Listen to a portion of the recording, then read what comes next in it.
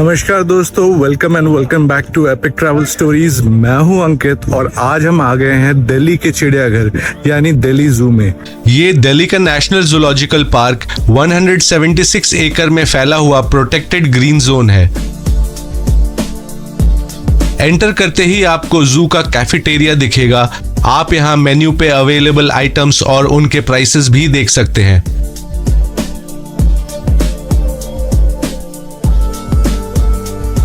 जू की ticket price 80 rupees per person रहती है और आपको टिकट्स ऑनलाइन ही बुक करनी पड़ेगी।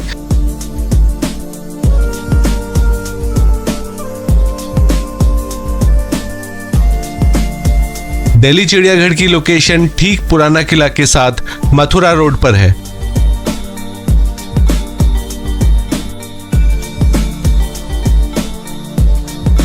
जू के एंट्रेंस के बाहर ही आपको पार्किंग और पब्लिक कन्वीनियंस की सुविधा मिल जाएगी।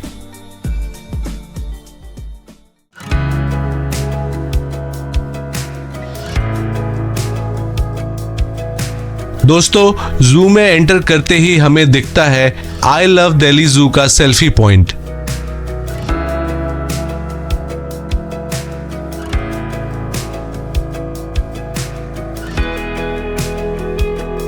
दूसरे सेल्फी पॉइंट के पीछे एक तालाब दिखता है जिसमें कई सफेद हंस यानी कि स्वान तैरते हुए दिखते हैं।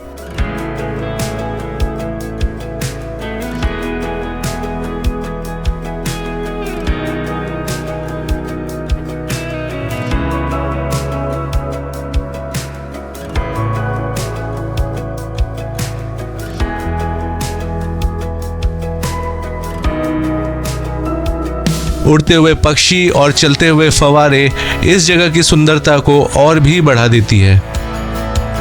सफेद हंसों के अपोजिट हमें दिखता है काला हंस, जिसे ब्लैक स्वान भी कहते हैं।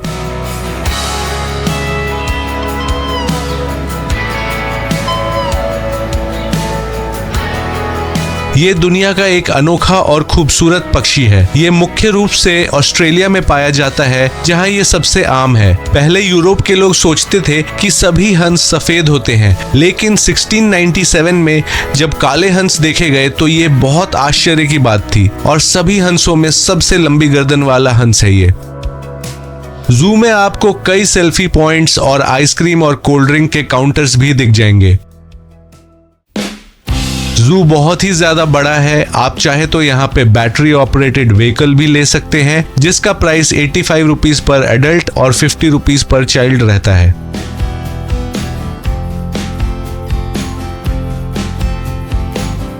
यहाँ से आपको दो रास्ते दिखेंगे। लेफ्ट से बंदर हिरन पहले आएंगे और राइट साइड पे टाइगर, एलिफेंट वगैरह। बेस्ट होगा आप लेफ्ट वाला रास्ता लेकर ही जू को एक्सप्लोर करो। यहाँ आपको दिल्ली जू का मैप भी दिख जाएगा, जिस पर हर एनिमल की लोकेशन लिखी हुई है।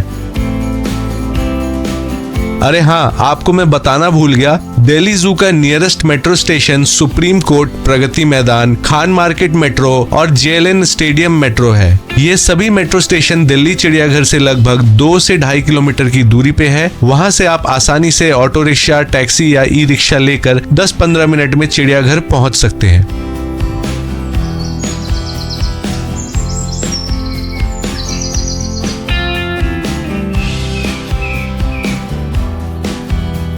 अब हम एक एक करके सभी जंगली जानवरों और पक्षियों को देखना शुरू करते हैं। हम इस बाघ के पंजों के निशान यानी पग मार्क्स का पीछा करेंगे और सबसे पहले हम सभी खतरनाक मांसाहारी जानवरों से मुलाकात करेंगे।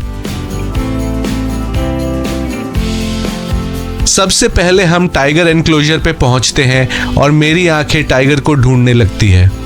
ये है बाघ। ना दिखना इसकी सबसे बड़ी ताकत है। घास का हर तिनका इसके पक्ष में गवाही देता है। ये दहाड़ कम करता है, शिकार ज्यादा। इसके लिए जंगल घर नहीं, एक जिम्मेदारी है। पर ये जंगल नहीं, चिड़ियाघर है, जहां बाघ अपनी जिम्मेदारियों से मुक्त चैन से सो रहा है। जंगल का राजा बाघ, इनकी भूरी काली धारियों वाली खाल और आंखें हर किसी को थर्रा देती है। दुनिया में सबसे बड़ा बिल्ली प्राणी रॉयल बंगाल टाइगर इंडिया के घने जंगलों में राज करता है। क्या आप जानते हैं बाघ की गुर्राहट 3 किलोमीटर दूर तक सुनाई देती है। ये शानदार शिकारी रात के अंधेरे में छिपकर हमला करते हैं और एक छलांग में 10 मीटर दूर दूर तक कूद सकते हैं। टाइगर इंडिया का नेशनल एनिमल है और प्रोजेक्ट टाइगर के तहत इनका संरक्षण किया जा रहा है, जिससे अब इनकी पॉपुलेशन दोबारा बढ़ने लगी है।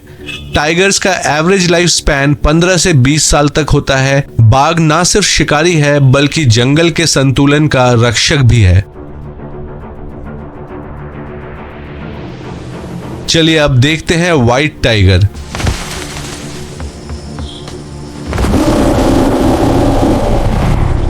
सफेद बाघ दुर्लभता का परिणाम है, प्रकृति की एक अनोखी आनुवंशिक भिन्नता।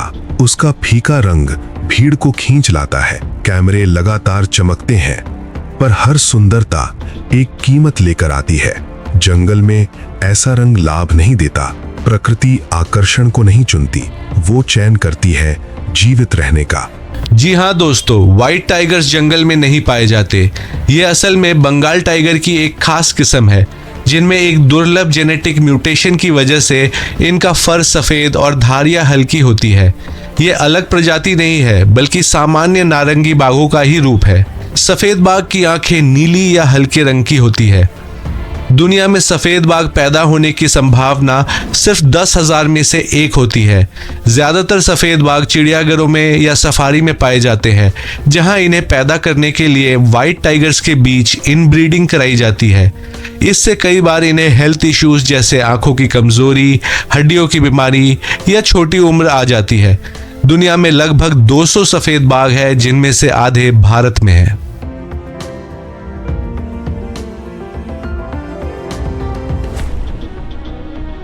ये देखो, दूसरा वाला व्हाइट टाइगर पीछे वाले बाड़े में बंद है। सफेद बाघ के एनक्लोजर के ठीक सामने आपको बेबी फीडिंग केबिन दिखाई देगा, जहां छोटे बच्चों को दूध पिलाने की सुविधा उपलब्ध है। इसी स्थान पर एक 300 साल पुराना बरगद का पेड़ भी खड़ा है, जो अपनी विशाल छत्र छाया से सभी को आकर्षित करता है। दोस्तों, क्या आपको पता है कि बरगद, जिसे बैनियन ट्री भी कहा जाता है, नेशनल ट्री ऑफ इंडिया है? ये पेड़ अपनी मजबूती, लंबी उम्र और सांस्कृतिक महत्व के कारण चुना गया है और ये हमारी धरोहर का प्रतीक है। दिल्ली ज़ू में सिर्फ जानवरों का ही नहीं, पेड़ों का भी संरक्षण किया जाता है। दोस्तों, यहाँ एक और टाइगर एनक्लोजर है, जिसके आगे काफी रियलिस्टिक सा टाइगर का स्टैचू देखने को मिलता है।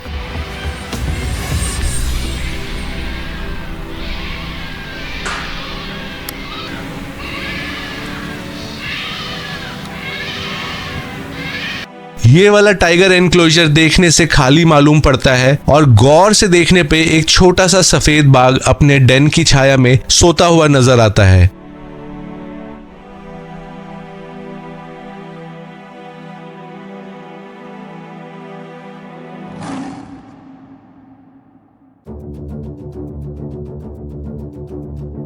और इस एनक्लोजर के ठीक पीछे वाले बाड़े में 2 बड़े बड़े रॉयल बंगाल टाइगर घूमते हुए दिखते हैं, मानो बस अपने बाहर आने के वक्त का इंतजार कर रहे हो।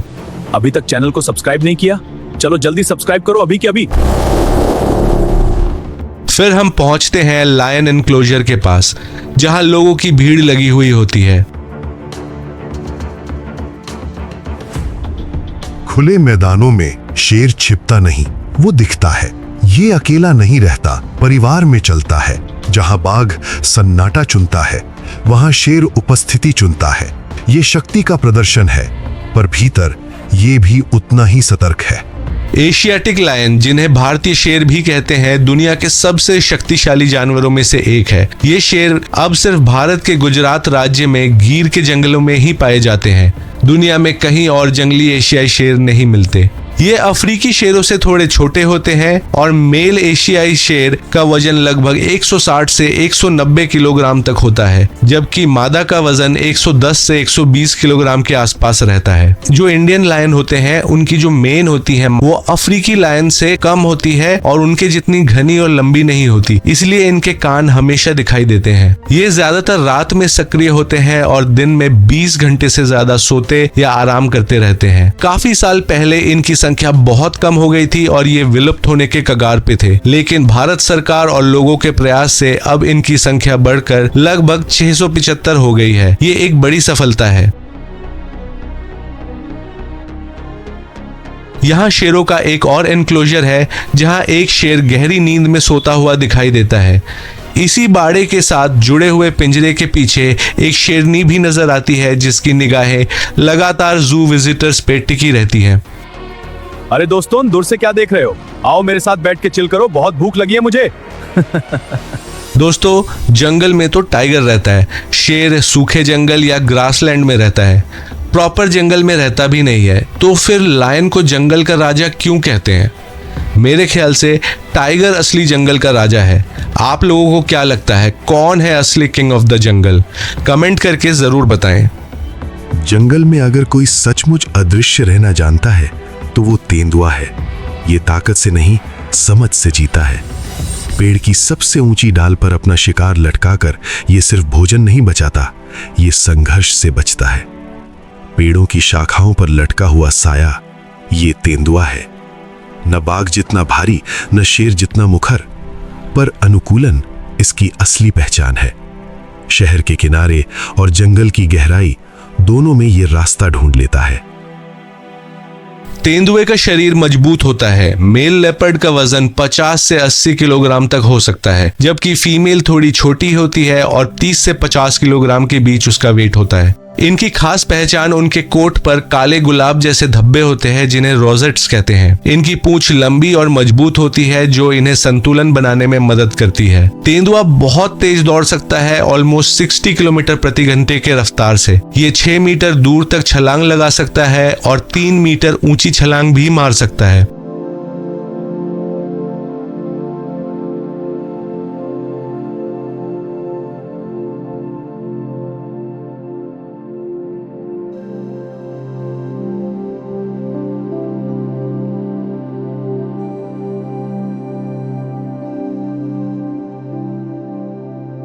लेपर्ड्स ज्यादातर रात में सक्रिय होते हैं और दिन में पेड़ों पर चढ़ के आराम करते हैं। तेंदुआ बहुत अच्छा चढ़ाई करता है। वो अपने शिकार को पेड़ पर ले जाके लटका देता है ताकि अन्य जानवर उसे ना खा सके। ये अकेले रहते हैं और ये झुंड नहीं बनाते। मादा तेंदुआ शिकार करती है और बच्चों को पालती है। एक बच्चे के जन्म से लेकर स्वतंत्र होने तक 18 से 24 महीने लगते हैं।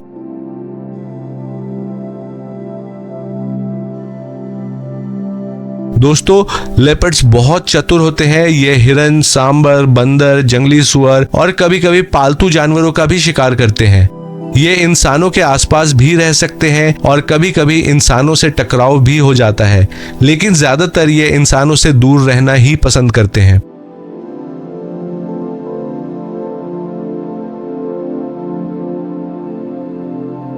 भारत में लेपर्ड्स की संख्या लगभग 13 से 14 हजार के आसपास है। भारतीय तेंदुआ हमारी धरोहर है और ये जंगल का राजा नहीं बल्कि बहुत महत्वपूर्ण शिकारी है जो प्रकृति का संतुलन बनाए रखता है। हमें जंगलों को बचाना चाहिए ताकि ये खूबसूरत जानवर हमेशा हमारे साथ रहे और आने वाली पीढ़ियां भी इन्हें देख सके। जाना भाई, दूसरे जानवरों की वीडियो बना, चिल करने दे भाई।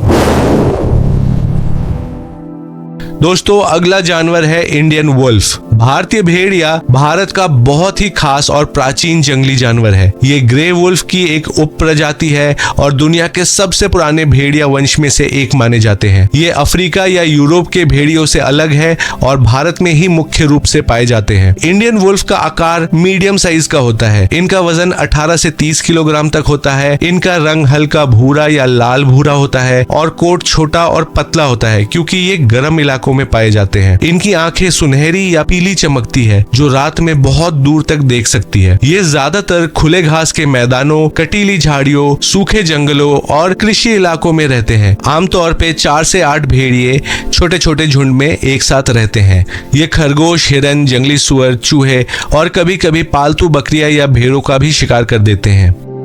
यह है दोस्तों भारतीय गीदड़, जिसे गोल्डन जैकल भी कहते हैं। भारत का एक बहुत ही चतुर और जंगली जानवर है। गीदड़ बहुत ही चालाक होते हैं और ये सब कुछ खाते हैं, फल, कीड़े, चूहे, सांप, कचरा, मरे हुए जानवर। ये अक्सर शेर या बाघ के शिकार के पीछे रहते हैं और बचे हुए हिस्से खाते हैं। इसीलिए कहावत है, शेर मारता है, गीदड़ फायदा उठाता है। ये अकेले या छोटे जोड़े में रहते हैं।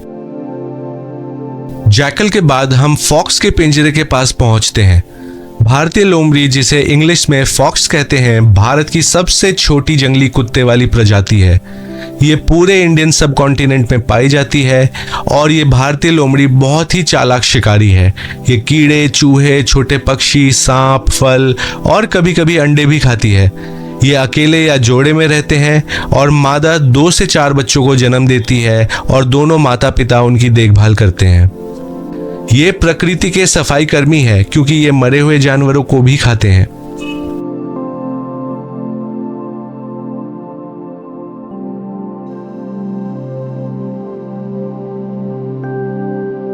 ये है भालू का एनक्लोजर। यहाँ हम 2 हिमालयन स्लॉथ बेयर को देख सकते हैं और अगला एनक्लोजर इसके साथ वाला हिमालयन ब्लैक बेयर का है, जिसमें हमें एक ब्लैक बेयर गहरी नींद में सोया हुआ दिखता है। दोनों भालू काले हैं लेकिन काफी अंतर है दोनों में।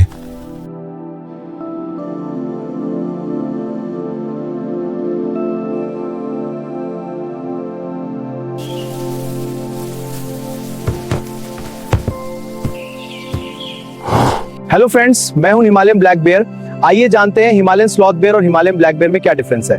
हिमालयन स्लॉथ बेयर को रीछ के नाम से भी जाना जाता है और ये हिमालय के तलहटी में रहता है। इसका मुंह लंबा होता है और इसका फर शैगी और मैसी होता है।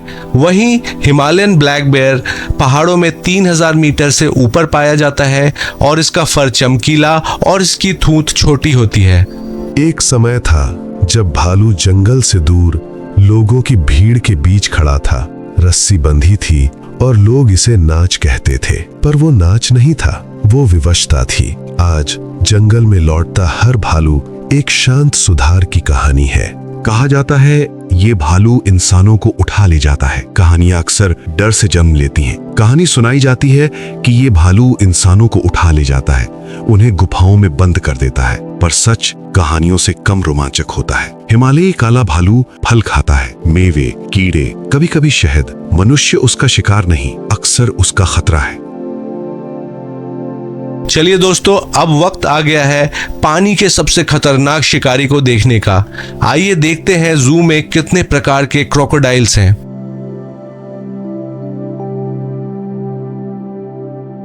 सबसे पहले हम देखते हैं घड़ियाल, जिसे घड़ियाल या फिश ईटिंग क्रोकोडाइल भी कहते हैं। भारत की नदियों का बहुत ही अनोखा और एंडेंजर्ड जानवर है। ये सबसे लंबे क्रोकोडाइल में गिने जाते हैं और इनकी लंबाई 18 से 23 फुट तक की हो सकती है, यानी कि एक इंसान से 3-4 गुना ज्यादा बड़ा।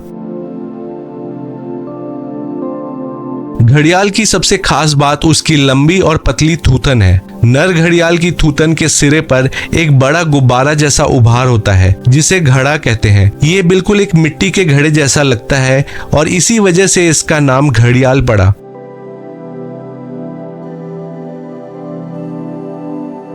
गंगा बेसिन में लगभग 3000 घड़ियाल मिले हैं, जिनमें से ज्यादातर चंबल नदी में है, करीब 2000 से भी ज्यादा।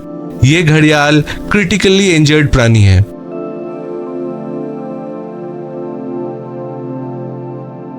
फिर हम देखते हैं सायामीज क्रोकोडाइल। ये मलेशिया, थाईलैंड में पाए जाने वाले छोटे मगर मोटे मगरमच्छ होते हैं।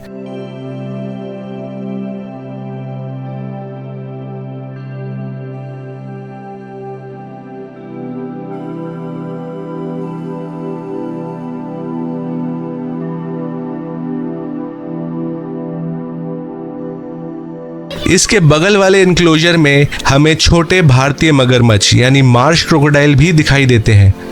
पानी की सतह पे इन दोनों मगरमच्छों की आंखें स्पष्ट रूप से नजर आती है।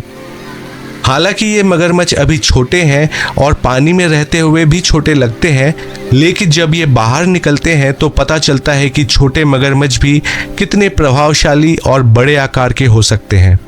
पानी की सतह स्थिर है, पर उसके नीचे समय से भी पुराना धैर्य छिपा है। मगरमच्छ जल्दबाज नहीं, वो प्रतीक्षा करता है, और जब वो हिलता है तो पानी भी याद रखता है।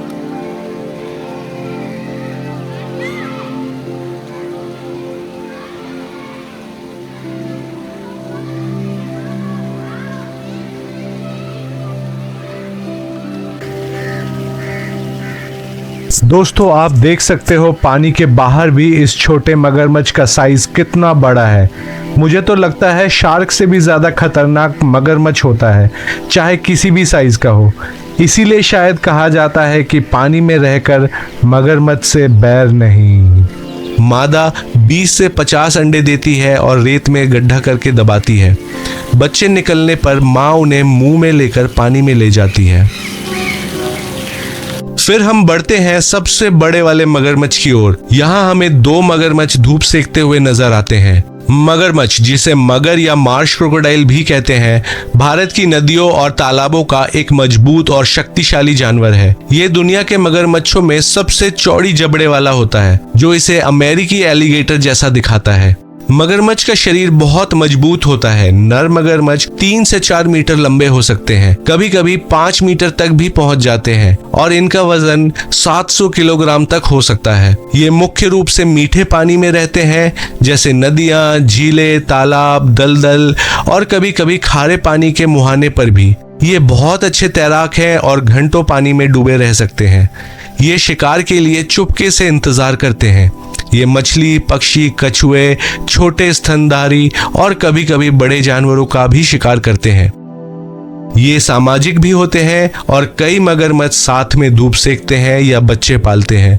अब वक्त आ गया है चिड़ियाघर में मौजूद सबसे ताकतवर शाकाहारी जानवरों से मिलने का। पानी के खतरनाक मांसाहारी शिकारी मगरमच्छ को अगर कोई शाकाहारी जानवर टक्कर दे सकता है तो वो है हिप्पोपोटेमस। हिप्पोपोटेमस, जिसे हम हिप्पो या दरियाई घोड़ा भी कहते हैं, अफ्रीका की नदियों और झीलों का बहुत ही बड़ा और मजबूत जानवर है। इसका नाम ग्रीक भाषा से आया है, जिसका मतलब है नदी का घोड़ा। हिप्पो दुनिया का तीसरा सबसे बड़ा जमीन का जानवर है, हाथी और गैंडे के बाद। नर हिप्पो का वजन 3000 किलो तक हो सकता है।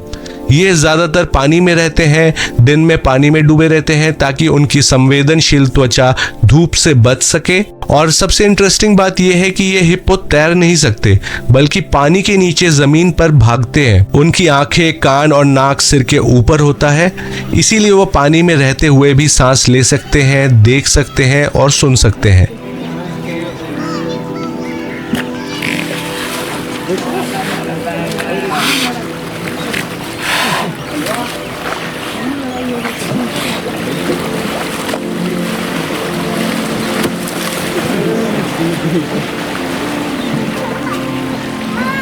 हिप्पो की त्वचा से एक लाल रंग का तेल निकलता है जो सनस्क्रीन और मॉइस्चराइजर की तरह काम करता है।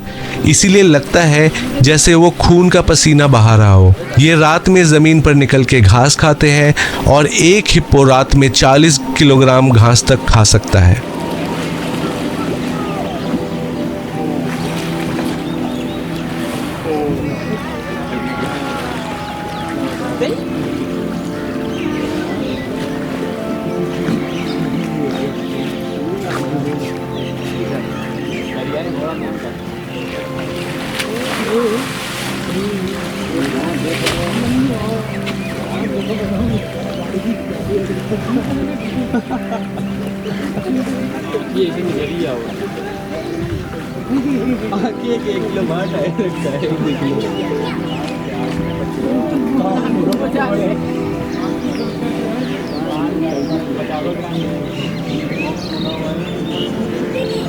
पानी के भीतर बस आंखें और कान दिखाई देते हैं। दरियाई घोड़ा, भारी शरीर, धीमी चाल, पर इस शांत सतह के नीचे असीम ताकत छिपी है।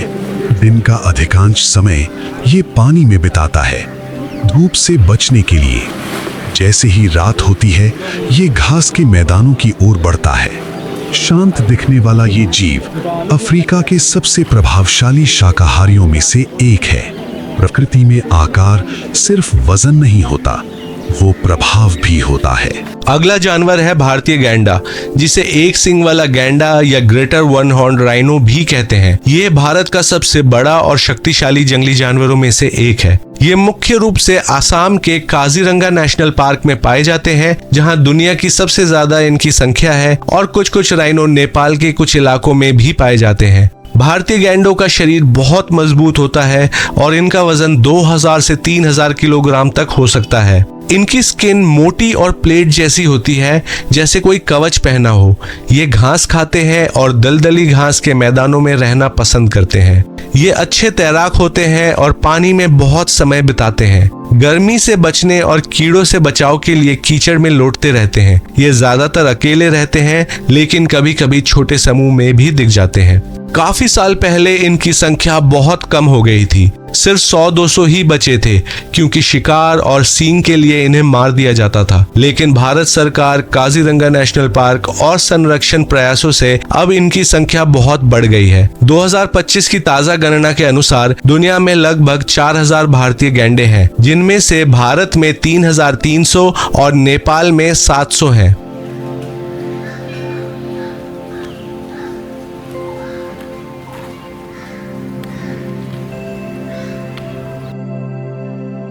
राइनोसोरस के बाद आता है एशिया का सबसे बड़ा शाकाहारी जानवर, हाथी।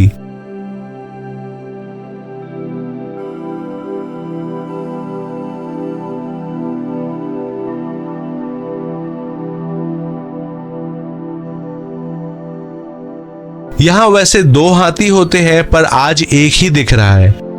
हाथी के बाड़े के पीछे जो किले की दीवार है, उसके ठीक पीछे है सुंदर नर्सरी।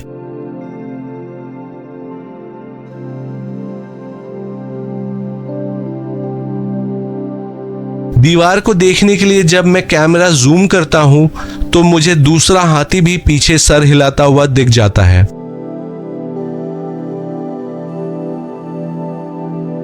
ये दोस्तों हाथी पे सवारी करने का प्लेटफॉर्म है, और इसके पास ही आपको एक कोस मीनार भी दिखाई देगा। कोस मीनार मुगल काल में बनाए गए मील के पत्थर यानी माइलस्टोन टावर थे, जिनका इस्तेमाल एक राजधानी से दूसरी राजधानी के बीच दूरी मापने के लिए किया जाता था। ये टावर लगभग 30 फीट ऊंचे होते थे और सड़कों के किनारे बनाए जाते थे। चूंकि दिल्ली का चिड़ियाघर पुराने किले के कैसल ग्राउंड्स में बनाया गया है, इसीलिए यहाँ मुगल काल की कई इमारतें, मीनारे और अन्य अवशेष देखने को मिलते हैं, जैसे ये कोस मीनार, पुराने अस्तबल और अजीमगंज सराय के खंडर। ये ऐतिहासिक संरचनाएं चिड़ियाघर को और भी रोचक बनाती है। यहाँ जानवरों के साथ साथ इतिहास भी जीवंत हो उठता है।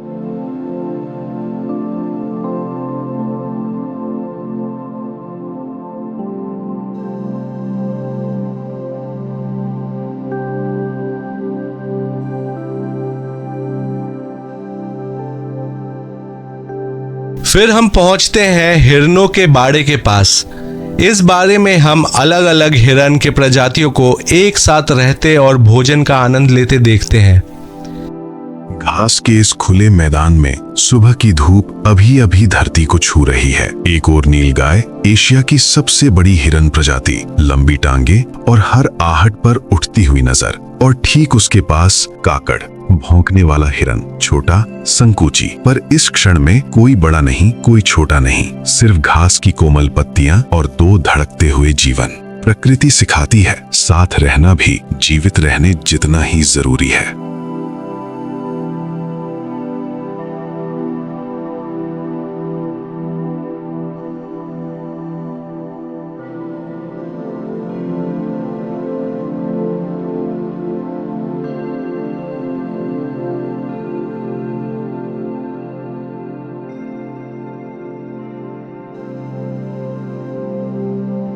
यहाँ आपको बार्किंग डियर और नीलगाय के साथ हॉग डियर भी देखने को मिलते हैं। ब्लैक बक डियर भी देखने को मिलता है।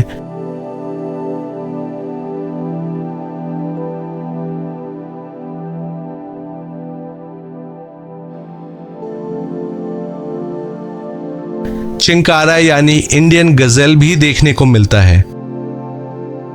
यहाँ सांबर हिरणों की भी अच्छी खासी आबादी देखने को मिलती है। हम देखते हैं कि एक मादा सांबर ने हाल में ही एक बच्चे को जन्म दिया है और उसकी माँ तथा बहन मिलकर उसे चाट चाट कर साफ कर रही है। वन्य जीवों में ऐसे कोमल और भावुक दृश्य ही मन को मोह लेते हैं और प्रकृति की सुंदरता को जीवंत कर देते हैं।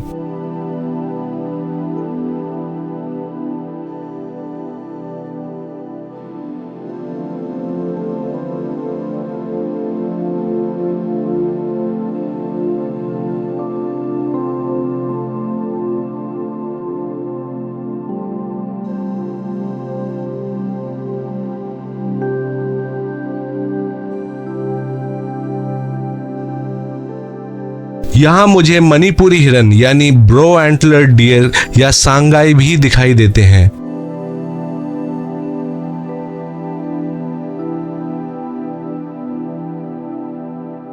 एक बड़े एनक्लोजर में सिर्फ 2 हिरन देखकर थोड़ा आश्चर्य होता है।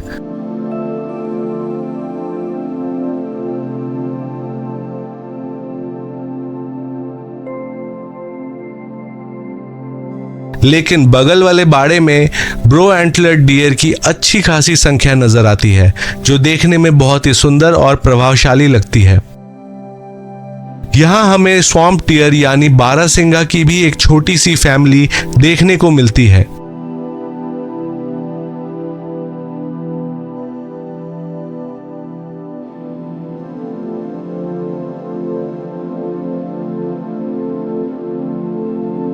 भारतीय गौर, जिसे इंडियन बाइसन भी कहते हैं, दुनिया का सबसे बड़ा जंगली बैल है। ये भारत के जंगलों का बहुत शक्तिशाली और सुंदर जानवर है। गौर का शरीर बहुत बड़ा और मजबूत होता है। मेल गौर की कंधे की ऊंचाई 2 से 2.5 मीटर तक हो सकती है और वजन 700 से 1500 किलोग्राम तक पहुंच जाता है। ये घने जंगलों, पहाड़ी इलाकों, ट्रॉपिकल फॉरेस्ट और घास के मैदानों में रहते हैं। भारत में ये मुख्य रूप से पश्चिमी घाट, मध्य भारत और पूर्वोत्तर के जंगलों में पाए जाते हैं। ये 8 से 40 के झुंड में रहते हैं और झुंड की मुखिया ज्यादातर एक बड़ी मादा होती है। दोस्तों, अब हम देखेंगे दिल्ली जू के सारे पक्षी। इंडिया का नेशनल बर्ड पीकॉक आपको जू में हर जगह दिख जाएगा। ये बड़े और रंग बिरंगे मोर हर जगह घूमते हुए दिखते हैं, जो जू की रौनक को और बढ़ा देती है। मोर हमारी संस्कृति का प्रतीक है। जैसे भगवान श्री कृष्ण के मुकुट में मोर पंख और भगवान कार्तिक के तो वाहन ही मोर है। ये हमें सिखाता है कि सुंदरता और शक्ति दोनों एक साथ हो सकती है।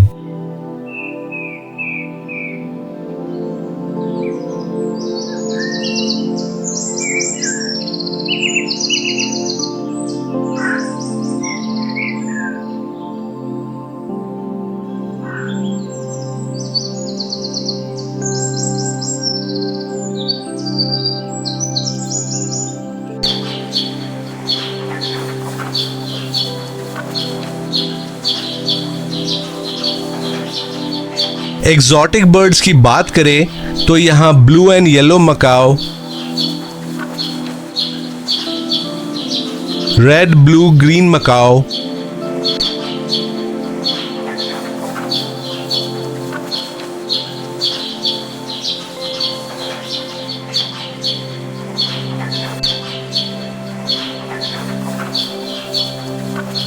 और अफ्रीकन ग्रे पैरट भी देखने को मिलता है। इन सभी पक्षियों को जोड़े में रखा गया है ताकि वो मेंटली हेल्दी रहें।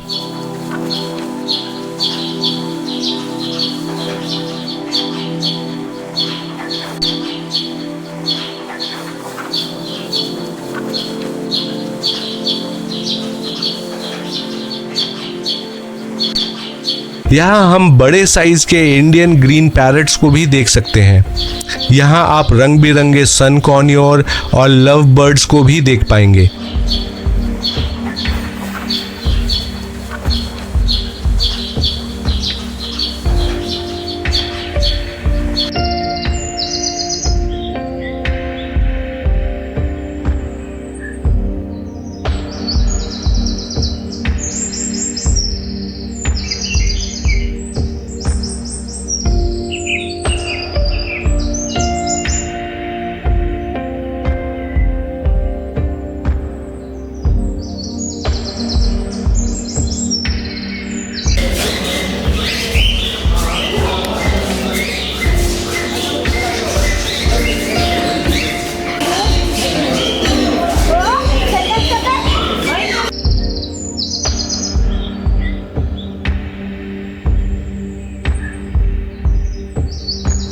यहाँ आपको तीतर भी देखने को मिलेगा और दिखेगा सिल्वर पीजेंट, जिसे चांदी वाला तीतर भी कहते हैं।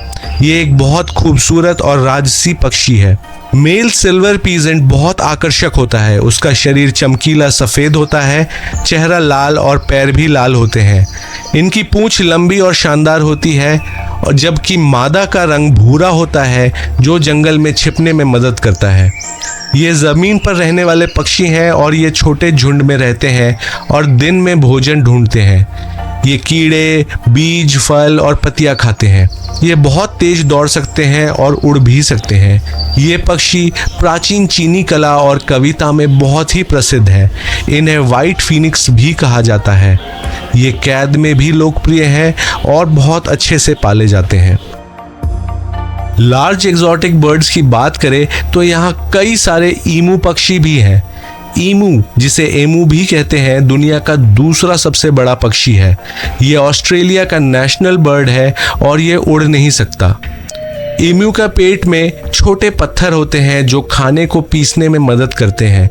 ये सब कुछ खाते हैं, जैसे घास, फल, कीड़े, छोटे जानवर, और ये हफ्ते बिना खाए भी रह सकते हैं, लेकिन पानी पीने को मिले तो बहुत ज़्यादा पानी पी लेते हैं। ईमू के अंडे बहुत बड़े होते हैं और एक अंडा 12 मुर्गी अंडों के जितना भारी होता है।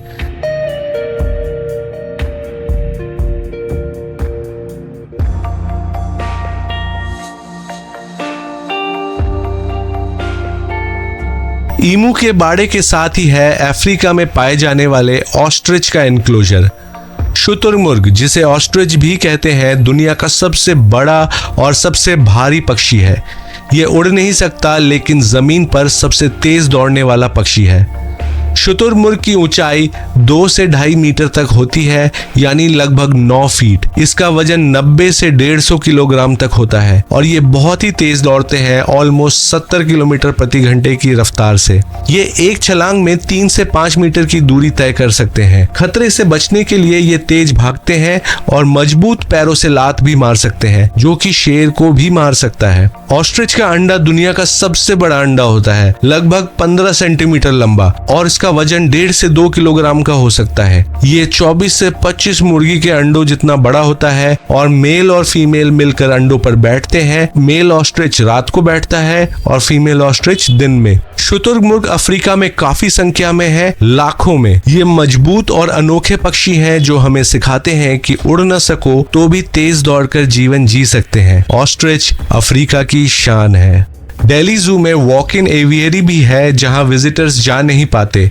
इस एवियरी में आपको ज्यादातर पेंटेड स्टॉक्स देखने को मिलेंगे और बर्ड्स की वैरायटी बिल्कुल नहीं है अंदर।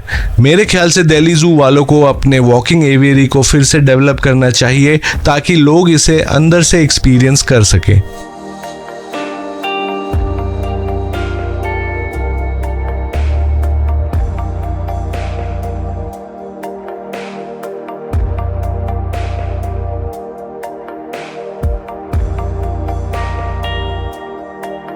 सर्दियों की शुरुआत के साथ दिल्ली के चिड़ियाघर की झील बदलने लगती है। यहाँ उत्तरी एशिया और मध्य एशिया के अत्यधिक ठंडे इलाकों से कई प्रजातियां यहाँ पहुँचती हैं। इन क्षेत्रों में तापमान 0 से कई डिग्री नीचे चला जाता है। झीलें जम जाती हैं और भोजन दुर्लभ हो जाता है। ऐसे में ये पक्षी लंबी दूरी की उड़ान भरते हैं, हजारों किलोमीटर। दिल्ली की अपेक्षाकृत गर्म सर्दियां, खुला पानी और पर्याप्त जलीय वनस्पति उन्हें अस्थायी आश्रय देती हैं। ये प्रवास स्थायी पलायन नहीं है, बस मौसम के अनुसार स्थान परिवर्तन है। बसंत आते ही जब उत्तरी झीलें फिर पिघलने लगती हैं, ये पक्षी वापस लौट जाते हैं। प्रवासन कोई रहस्य नहीं, ये ऊर्जा, तापमान और जीवित रहने की रणनीति है।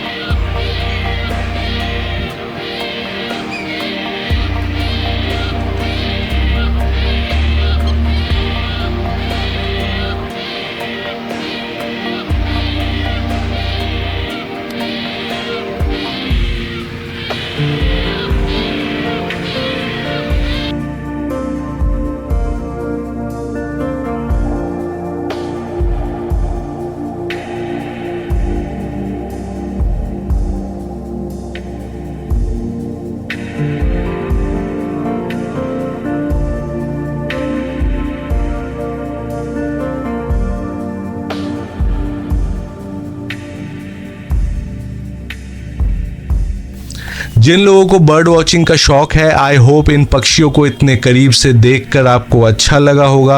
और दोस्तों फाइनली अब आगे बढ़ते हैं और देखते हैं जू में किस किस तरह के बंदर हैं। सबसे पहले हम देखते हैं बॉनेट मंकी, जिसे टोपी वाला बंदर भी कहते हैं।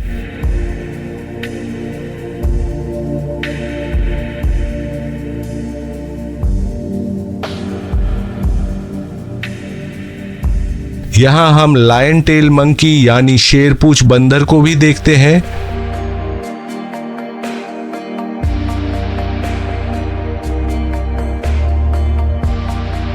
और दोस्तों यहाँ एक बबून भी है, मेरे ख्याल से इसे नया लाया गया है। बबून दुनिया के सबसे बड़े बंदरों में से एक है। ये मुख्य रूप से अफ्रीका और अरब में पाए जाते हैं। भारत में ये जंगली नहीं मिलते, लेकिन ये बहुत प्रसिद्ध और चालाक जानवर है। बबून का आकार बड़ा होता है और नर बबून का वजन 20 से 40 किलोग्राम तक हो सकता है। ये लोग झुंड में रहते हैं, जिन्हें ट्रूप कहते हैं, और एक झुंड में 8 से लेकर 200 बबून तक हो सकते हैं। झुंड में ये बहुत सख्त नियम का पालन करते हैं, जैसे मेल्स आगे चलते हैं, बच्चे और मादाएं बीच में और कमजोर मेल बंदर पीछे। ये बहुत चालाक होते हैं और 10 से ज्यादा तरह की आवाजों में बात करते हैं। ये सब कुछ खाते हैं, फल, पत्तियां, जड़े, कीड़े, छोटे जानवर, और कभी कभी ये पक्षियों का भी शिकार करते हैं। बबून बहुत ही बुद्धिमान होते हैं और ये समस्याओं को सुलझाते हैं और एक दूसरे की देखभाल भी करते हैं। ये 20 से 30 साल तक जी सकते हैं।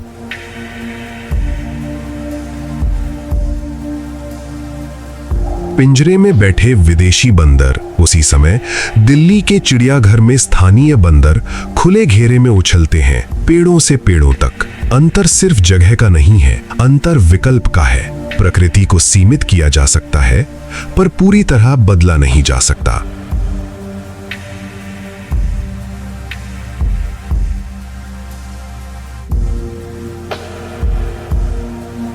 इन देसी बंदरों से सावधान रहे। और दोस्तों इन देसी बंदरों से सावधान रहे, ये आपके हाथ से आइसक्रीम या कोल्ड ड्रिंक भी छीन सकते हैं।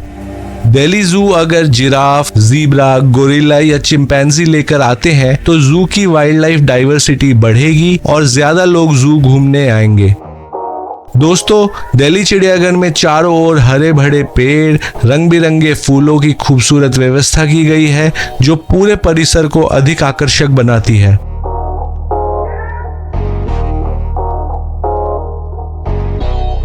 इसके अलावा यहाँ एक सराहनीय पहल है, जैसे रोजाना पेड़ों के गिरने वाले सूखे पत्तों को इकट्ठा किया जाता है और उन्हें कंपोस्ट में बदल दिया जाता है। ये कंपोस्ट फिर इन्हीं पेड़ों और बागीचों की खाद के रूप में इस्तेमाल होता है। इस तरह चिड़ियाघर न सिर्फ जानवरों और पक्षियों का घर है, बल्कि पर्यावरण संरक्षण और सस्टेनेबल प्रैक्टिस का भी एक बेहतरीन उदाहरण है। ये था दोस्तों दिल्ली जू का फुल टूर। आई होप आपको वीडियो इंफॉर्मेटिव लगी होगी। मिलते हैं नेक्स्ट वीडियो में, तब तक के लिए आप सबको राम राम, हर हर महादेव। यहाँ तक अगर आपने वीडियो देखी तो दिल से थैंक यू। फटाफट वीडियो लाइक कर दो। मिलते हैं नेक्स्ट वीडियो में, तब तक के लिए राम राम, हर हर महादेव।